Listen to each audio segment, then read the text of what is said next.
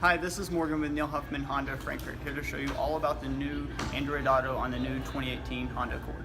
First thing you're going to want to do is plug up your USB phone charger into the USB outlet dedicated for Android Auto. Once you plug that in, go to the Google Play Store, download Android Auto.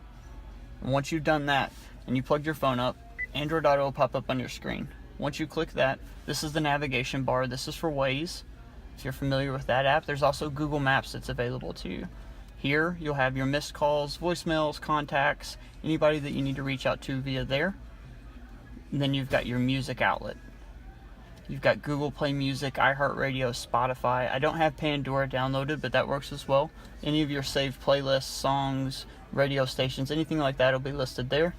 Here is your directions back to your local Honda dealer. The final thing that Android Auto does is if you hold the touch button here, you can bring up your Google Assistant and ask it any questions you like, get directions.